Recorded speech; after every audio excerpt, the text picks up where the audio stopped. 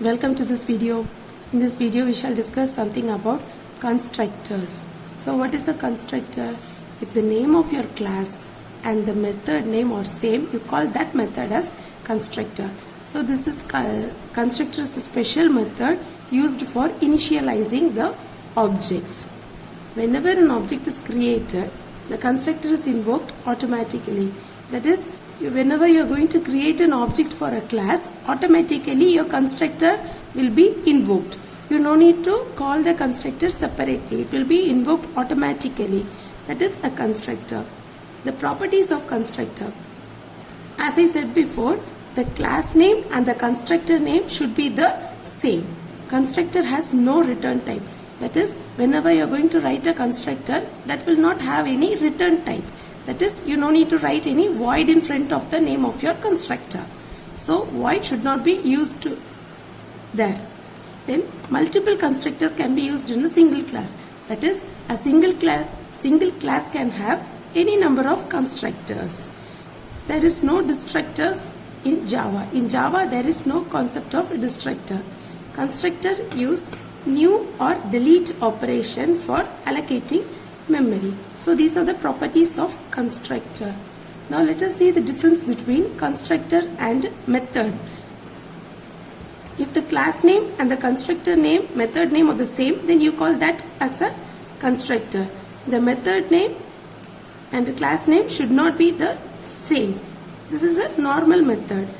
As also there is no return type for constructor and a method has a return type.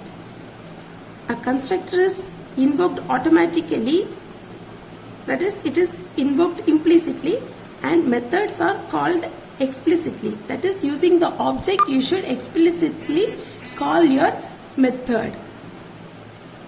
That is called explicitly. Then your constructor is used to initialize the data members of the class.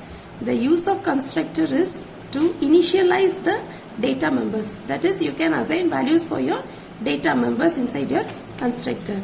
This method is used to define the core logic of your class. That is, inside this method you can define the executable codes. Then comes the different types of constructor. Simple constructor, default constructor and parameterized constructor. This is a simple program for constructor. Now consider the class rectangle. Inside this class you are going to declare the variables like length, breadth and a. Now rectangle, open bracket, close bracket. Now this is your constructor. That is, the name of your class and name of your constructor should be the same. It should not have any return type. So this constructor is not having any return type. Only the name of your name same as that of the class name. Inside which the values are assigned to the variables length and breadth. So your constructor is used to initialize the values to the data members. That is this part. Then this comes the next constructor whose name is rectangle. Int x comma int y. So you call this type of constructor as parameterized constructor. That means you are going to have some parameters inside this constructor. So in a class you can have any number of constructors. In this program you are having two constructors.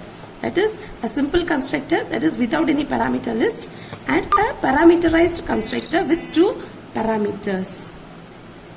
Then inside this also I am going to assign the values for length and breadth. So constructor is used for initialization purpose. Now comes the method called area. So a method has a return type.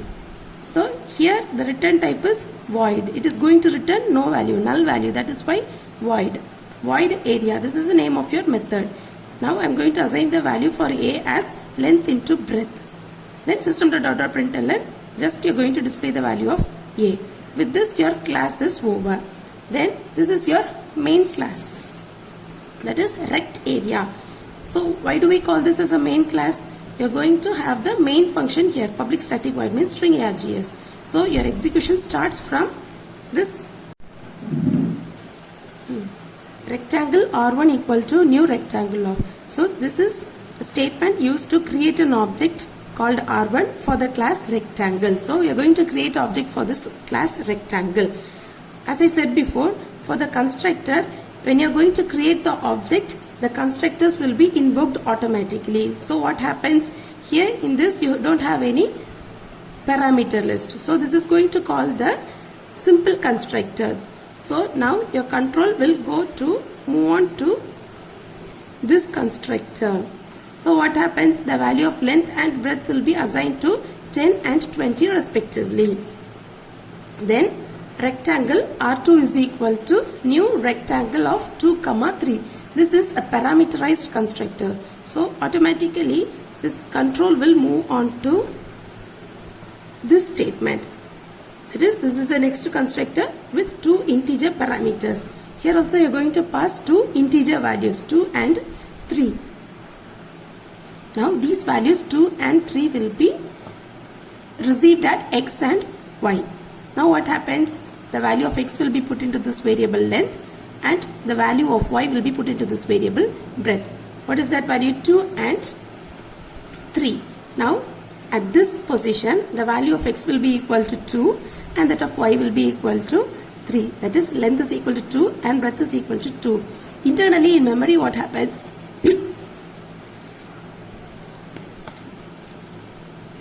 In R1 object, the values of length and breadth will be 10 and 20. Likewise, at the place of object R2, the values of length and breadth will be 2 and 3 respectively. Now the values will be assigned to length and breadth, and in this length and breadth, that is in object R1 and R2, the values of length and breadth are assigned accordingly. Now what is the next statement to be executed? R1 dot area of. That is, using this object R1, you are going to call the method area. Now where is the area method? Here it is. So your control will move on to this line.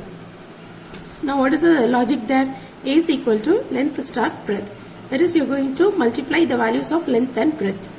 Now you are going to call what is the value of length and breadth at object R1? It is 10 and 20. So here the values 10 and 20 will be multiplied and it will be stored in the variable A, and it should be displayed.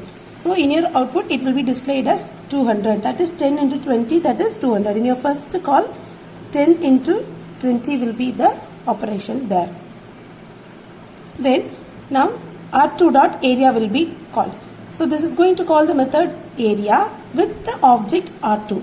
So the same procedure, the control will be moving on to this same area part. And here area A is equal to length into breadth. What is the value of length and breadth when you are going to call with this object R2? The value of R2 is 2 and 3. So here 2 into 3, that is 6. Now system.out.println A. Now the value of A is 6. In your output screen you will get 6. Likewise your constructor will work. Thank you.